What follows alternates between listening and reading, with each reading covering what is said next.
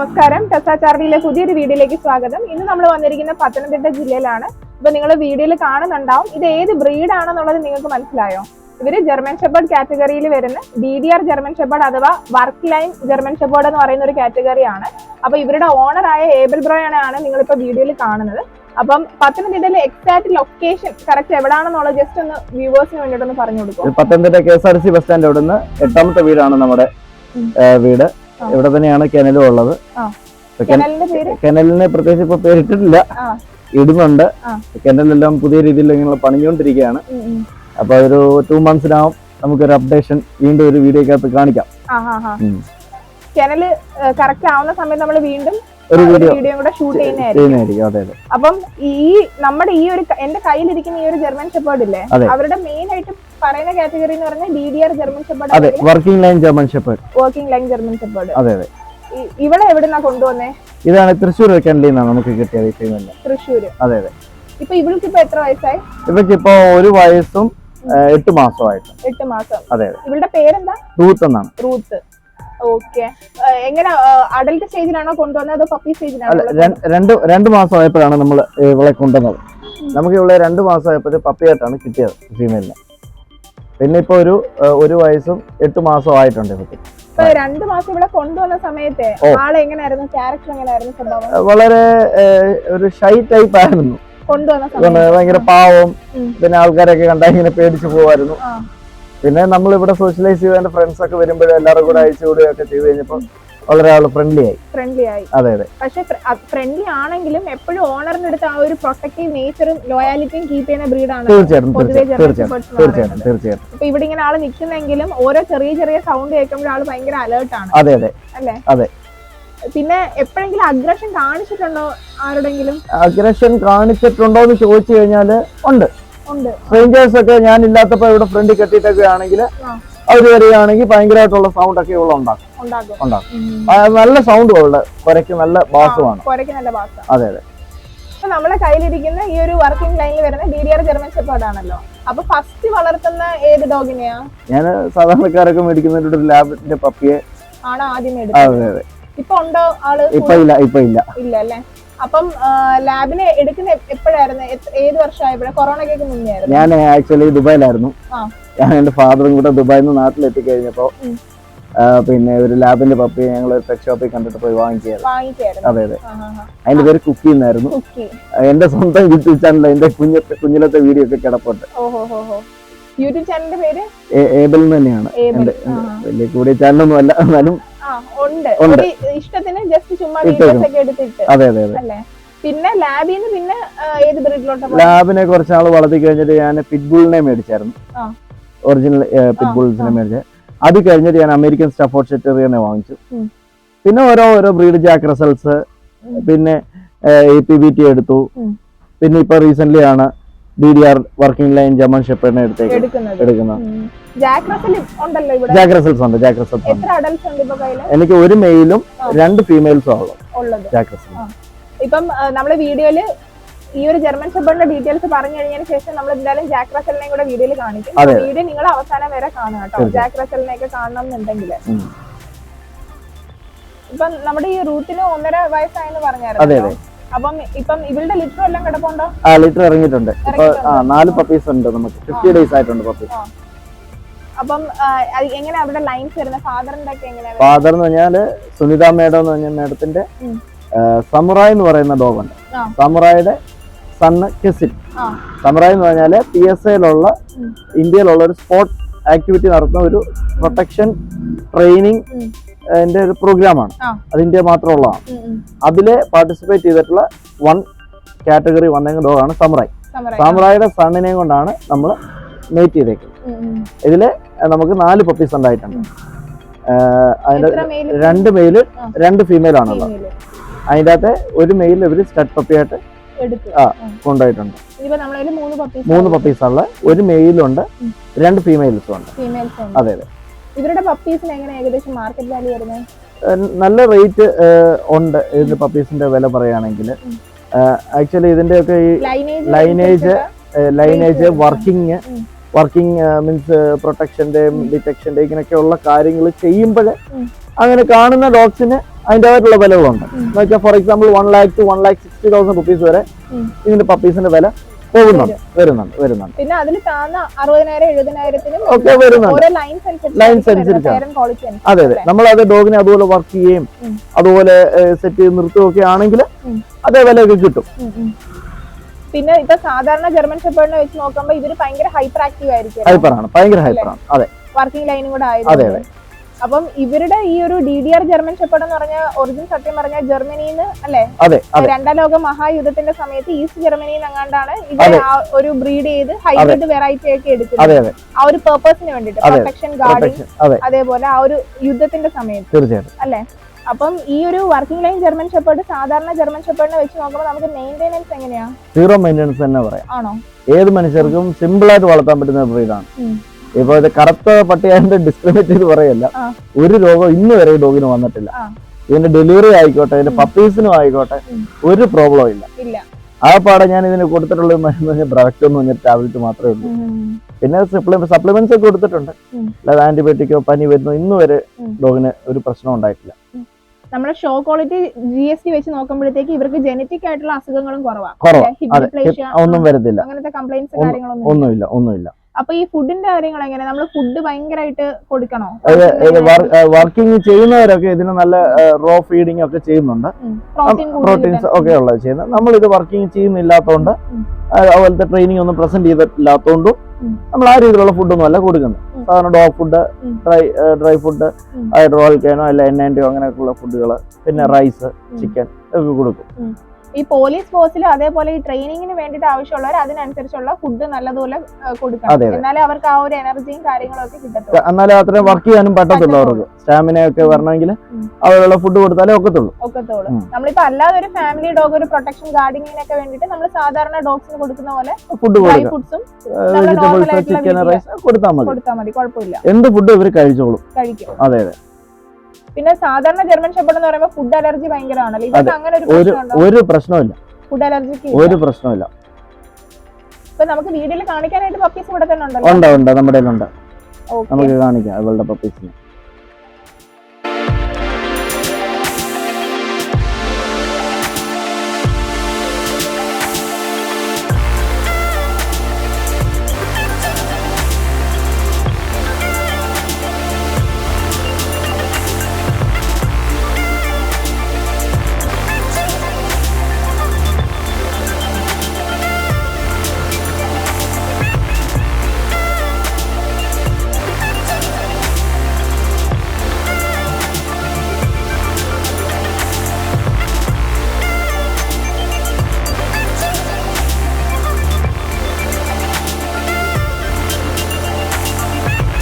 നമ്മളിപ്പോ നേരത്തെ കണ്ട റൂത്തിന്റെ പപ്പീസ് അല്ലേ ഇവര്? അതെ.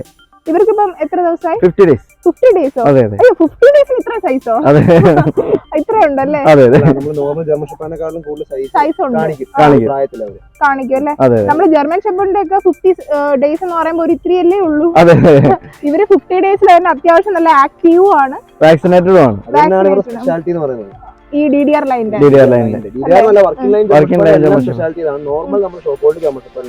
കുറച്ചും കൂടെ നല്ല സൈസും ബോഡി വെയിറ്റും വരും. അതുപോലെ തന്നെ അതിൽ കാണാൻ കുറച്ച് ഡിഫറെന്റും ആയിരിക്കും.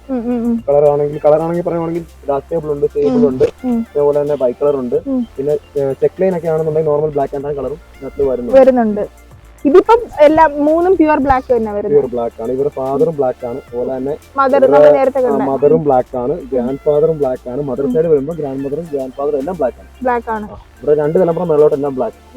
നമ്മളിപ്പം ഇവരെ ഈ ഒരു സ്റ്റേജിലേക്ക് കൊണ്ടുപോവാണെങ്കിൽ നല്ലപോലെ ട്രെയിൻ ചെയ്തെടുക്കാൻ പറ്റും അല്ലേ? ഈ ഒരു ടൈമിങ്ങിലല്ലേ നമ്മൾ ട്രെയിൻ ചെയ്തെടുക്കാനായിട്ട് പറ്റുന്നത് ഇവര്. ഇവർക്ക് എങ്ങനെയാ ഫുഡിന്റെ കാര്യം? ഇവർക്ക് ഡ്രൈ ഫുഡ് കൊടുക്കുന്നുണ്ട്, കനേൻ ഗ്രീക്ക് ഡ്രൈ ഫുഡ്, പിന്നെ ചിക്കന്റെ കീമ ലൈറ്റ് ആയിട്ട് കൊടുത്തു തുടങ്ങിയിട്ടുണ്ട്. ഇപ്പൊ ഇവർക്ക് ഈ പല്ല് ഇറക്കുന്ന സമയം ആയതുകൊണ്ട് നിങ്ങളിപ്പോ വീട്ടിൽ കാണുന്ന പോലെ ചെറിയൊരു ബൈറ്റിംഗ് ടെൻഡൻസി ഉണ്ട് അല്ലേ? പക്ഷെ അത് ആരും പേടിക്കരുത്, അത് എല്ലാ പപ്പീസിനും ആ ഒരു ടൈമിൽ അങ്ങനെ വരുന്നതാണ്. പക്ഷെ എല്ലാരും ആണെങ്കിൽ ആ ഒരു ടൈമിൽ ഇവര് ബൈറ്റ് ചെയ്യുന്ന പറഞ്ഞ് പിന്നെ പപ്പി ഒന്നും ചെയ്യാൻ പാടില്ല, ബുദ്ധിമുട്ട് വരും. നമ്മൾ പേടിപ്പിക്കാൻ പാടില്ല. ഈ ഒരു ടൈമിൽ ഇങ്ങനെ കടിക്കുന്ന സമയത്ത് നമ്മളിങ്ങനെ അടിക്കുകയോ ഒന്നും ചെയ്യരുത്, അത് പിന്നെ അവർക്ക് ഫിയർ ആയി മാറും. ഇവരുടെ കാര്യം പറഞ്ഞു കഴിഞ്ഞാല് ഇപ്പൊ വർക്ക് ചെയ്യാനാണെങ്കിൽ പോലും എല്ലാ പപ്പിയും ചിലപ്പോൾ നമ്മൾ ഉദ്ദേശിക്കുന്ന വർക്ക് ചെയ്യും. ചിലപ്പോൾ ചിലത് പ്രൊട്ടക്ഷൻ ആയിരിക്കും എടുക്കുന്ന ആൾ ഉദ്ദേശിക്കുന്നത്. പക്ഷെ അത് ചിലപ്പോൾ ആവണമെന്നില്ല. 10 പപ്പി ഇതിനകത്ത് ഇറങ്ങുവാണെന്നുണ്ടെങ്കിൽ 10 സ്വഭാവമായിരിക്കും. ചിലപ്പം നമ്മൾ ഷോ ഹോംസിന് വേണ്ടി നോർമൽ ജർമ്മൻ ഷെപ്പേർഡ് വളർത്തുന്ന പോലെ തന്നെ നമ്മൾ വീട്ടിലേക്ക് വളർത്തേണ്ട ഒരു ഇതിലും ആൾക്കാർ സെലക്ട് ചെയ്യുന്നുണ്ട്. അപ്പം ഡ്രൈവ് കൂടിയതാണെന്നുണ്ടെങ്കിൽ നമ്മൾ നോർമൽ ആൾക്കാർക്ക് കൺട്രോൾ ചെയ്യാൻ കുറച്ച് പാടാണ്. അപ്പൊ അങ്ങനെയുള്ളതാണെങ്കിൽ ട്രെയിനേഴ്സ് എടുക്കുന്നതായിരിക്കും ഒന്നുകൂടെ ബെറ്റർ. ബട്ട് ഇവർക്ക് കുറച്ച് കാം ആൻഡ് ക്വയറ്റ് ആയിട്ടിരിക്കുന്ന പപ്പി ആണെന്നുണ്ടെങ്കിൽ നമുക്ക് ആൾക്കാർക്ക് എന്നാലും അത് നോർമൽ ജർമ്മൻ ഷെപ്പേർഡും അടിപൊളിയായിട്ട് നല്ലതായിട്ട് ഗാർഡ് ചെയ്യും. അപ്പൊ ഇവരെ ഒരു പ്രത്യേകത പറഞ്ഞു കഴിഞ്ഞാൽ ഇവർക്ക് പേടി കുറവായിരിക്കും നോർമൽ ജർമ്മൻ ഷെപ്പേർഡിൽ. കാരണം നോർമൽ ഷോലൈൻ ആണെങ്കിൽ പോലും കുറച്ച് കാം ആൻഡ് ക്വയറ്റ് ആയിരിക്കും. പക്ഷെ ഇവരൊരു 90% ഇവരുടെ ആ ഒരു ജീനിലെ ആ ഒരു സംഭവം ഇവര് കാണിക്കും. കാരണം എടുത്തു വെക്കും, ഫിയർ കാണത്തില്ല. അതാണ് ഈ DDR ലൈനിലുള്ള ജർമ്മൻ ഷെപ്പേർഡിന്റെ പ്രത്യേകത. ഇപ്പൊ ഈ നമ്മുടെ കയ്യിൽ ഇപ്പൊ 3 പപ്പീസ് ഉണ്ടല്ലോ. ഈ 3 പപ്പീസിൽ ഇവനാണല്ലോ ഭയങ്കര ഹൈപ്പർ ആക്റ്റീവ്, അതേപോലെ നല്ല സൈസ് ഒക്കെ ആയിട്ട് തോന്നുന്നത്. ഇപ്പൊ സൈസിനകത്ത് കാര്യമുണ്ടോ? സൈസും അതുപോലെ തന്നെ ഇവരെ കളറും ഭംഗി നോക്കിയിട്ട് ഒരു കാര്യമില്ല. ബിക്കോസ് വർക്കിംഗ് ലൈൻ എന്ന് പറഞ്ഞു കഴിഞ്ഞാല് അവരുടെ കളറിലും അതുപോലെ തന്നെ അവരുടെ അപ്പിയറൻസിലും അല്ല കാര്യം, അവരുടെ നേച്ചർ, അവരുടെ സ്വഭാവം. കാരണം ഇവരെ നമ്മൾ ഒരിക്കലും ഒരു ഷോറിംഗിലേക്കല്ല ഇവരെ കൊണ്ടുപോകാൻ പോകുന്നത്. നമ്മൾ കൊണ്ടുപോകാൻ പോകുന്ന പറഞ്ഞു കഴിഞ്ഞാല് ഇവരെ പ്രൊട്ടക്ഷൻ അതുപോലെയുള്ള ഇപ്പൊ ഞാൻ പറഞ്ഞു കഴിഞ്ഞാല് നമ്മുടെ നാട്ടിലല്ല, നമ്മുടെ നാട്ടിൽ ഇപ്പൊ സംഭവം അധികം ആർക്കും അറിയത്തില്ല. ബട്ട് ഇപ്പം പുറത്തുള്ള അമേരിക്കൻ മിലിറ്ററി അതുപോലെ അമേരിക്കയിലുള്ള മിക്ക ഫോഴ്സിലും ഇവരെയാണ് യൂസ് ചെയ്യുന്നത്, ഇൻക്ലൂഡിങ് ബെൽജിയം മാൽനോവ ഉൾപ്പെടെ ഇതുപോലുള്ള വർക്കിംഗ് ഡോഗ്സിനെയാണ് അവർ കൂടുതലും യൂസ് ചെയ്യുന്നത്. അപ്പം ഇവരെ കളർ നോക്കി അതുപോലെ തന്നെ ഇവരുടെ അപ്പിയറൻസ് നോക്കി ഒരിക്കലും സെലക്ട് ചെയ്യരുത്. ഇവരുടെ സെലക്ടിംഗ് ക്രൈറ്റീരിയ എന്ന് പറഞ്ഞു കഴിഞ്ഞാൽ ഒരു വേറെ രീതിയിലാണ്. അത് നമ്മുടെ ട്രെയിനേഴ്സിനൊക്കെയാണ് കൂടുതൽ അറിയാൻ പറ്റുന്നത്, ഐഡന്റിഫൈ ചെയ്യാൻ പറ്റുന്നത്. ഇപ്പം അവര് ചെയ്യുന്ന മെത്തേഡ് ട്രെയിൻ ചെയ്തെടുത്തിട്ട് പോയി കഴിഞ്ഞ് കഴിഞ്ഞാൽ നമ്മുടെ പർപ്പസ് എന്താണോ ആ പർപ്പസിനനുസരിച്ച് ഇവരെ സെലക്ട് ചെയ്യാം. സെലക്ഷൻ ക്രൈറ്റീരിയ എന്ന് പറഞ്ഞാൽ ചെറിയൊരു കാര്യമല്ല, വളരെ വലിയൊരു പ്രോസസ്സാണ്. അപ്പൊ നമുക്കത് പെട്ടെന്ന് വന്ന് ഒരു വീട്ടിൽ വന്നിട്ട് പെട്ടെന്ന് ഒരു പപ്പിയെ നമ്മൾ നോക്കിക്കൊണ്ട് പോകുന്നോട്ടല്ല ഇവരുടെ കാര്യം എന്ന് പറഞ്ഞു കഴിഞ്ഞാൽ. ഇവര് കുറച്ച് വലുതായി അല്ലേ, ഇപ്പൊ കറക്റ്റ് പ്രായമാണ്. ഇപ്പൊ ഇവരുടെ ഒരു 30 days ഒക്കെ ആവുമ്പോൾ മുതൽ ഇവരുടെ ഒരു സ്വഭാവം കാണിച്ചു തുടങ്ങും. ഇവരെന്ന് പറഞ്ഞു കഴിഞ്ഞാൽ ഒരു സമയം അടങ്ങിയിരിക്കത്തില്ല. കുറച്ചുകൂടെ ആകുമ്പോഴത്തേനും ഇവരുടെ ഒരു ടെമ്പർമെന്റ് കാണിച്ചു തുടങ്ങും. എന്തായാലും ഇപ്പോഴേ ഇവർക്ക് ഉണ്ട്. ഇപ്പം ഈ ലിറ്ററിൽ എനിക്ക് ഇഷ്ടപ്പെട്ടെന്ന് പറഞ്ഞു കഴിഞ്ഞാല് ഈ ഫീമെയിൽ പപ്പീസ് ആണ്. കാരണം അവരുടെ ഡ്രൈവ് ഇച്ചിലൂടെ കൂടുതലാണ്. ബട്ട് ഇവനും മോശമല്ല, ഇവനും പുറകെ തന്നെ ഉണ്ട്. അപ്പോ അതാണ് ഇവരുടെ സ്പെഷ്യാലിറ്റി. ഒരിക്കലും കളറും ഇവരെ ബ്ലാക്ക് കളറും അതുപോലെ തന്നെ ഇവരുടെ അപ്പിയറൻസ് നോക്കിയിട്ട് സെലക്ട് ചെയ്യരുത്.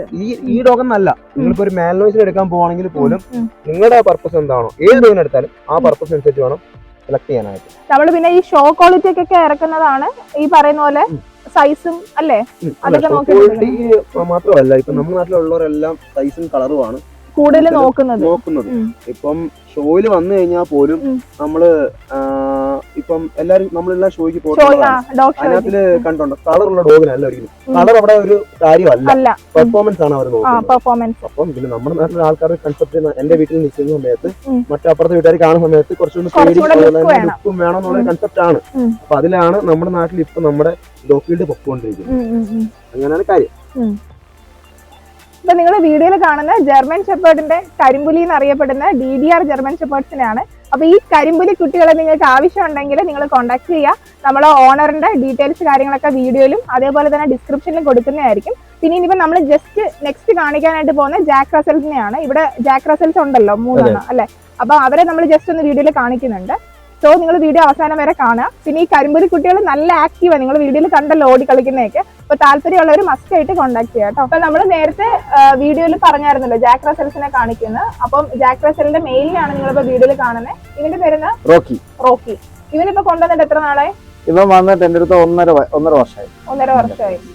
എത്ര മാസമായപ്പോൾ ഇതിനെ കൊണ്ടുവന്നത്? ഞാൻ ഇതിനെ അഡൽട്ട് ആയിട്ട് വാങ്ങിച്ചാണ്. അതെ. എവിടുന്നാ എടുത്തേ?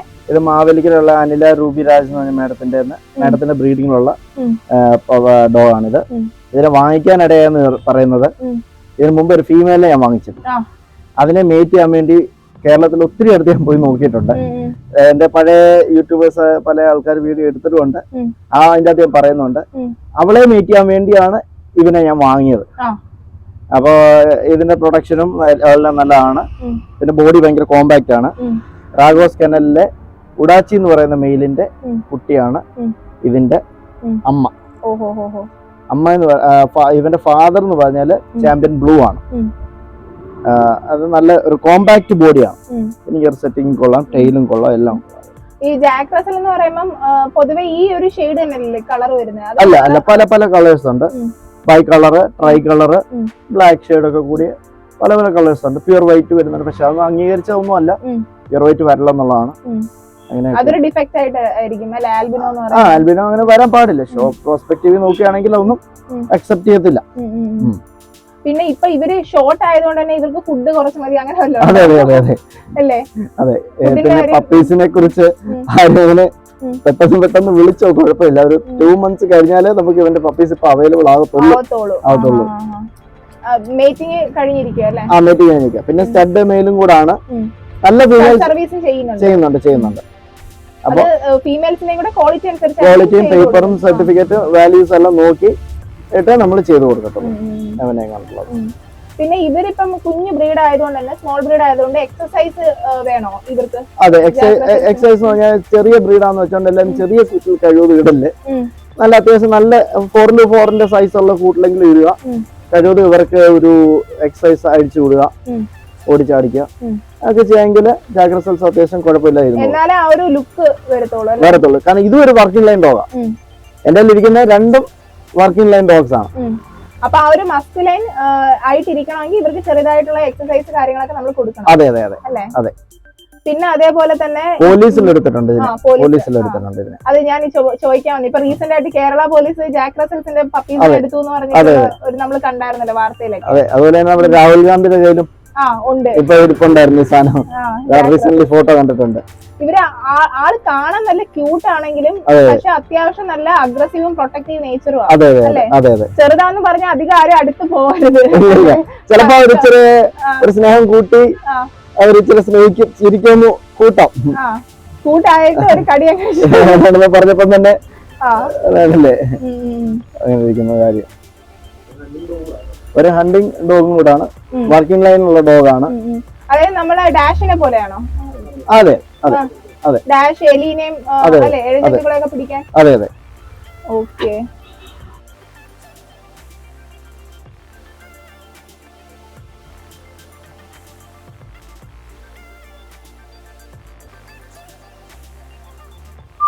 നമ്മൾ പാർട്ട് 1 ഇപ്പൊ ഡിസ്കസ് ചെയ്തത് വർക്കിംഗ് ലൈൻ ജർമ്മൻ ഷെപ്പേർഡ്, അതായത് DDR ജർമ്മൻ ഷെപ്പേർഡ്, അതേപോലെ ജാക്ക് റസൽസും ആണ്.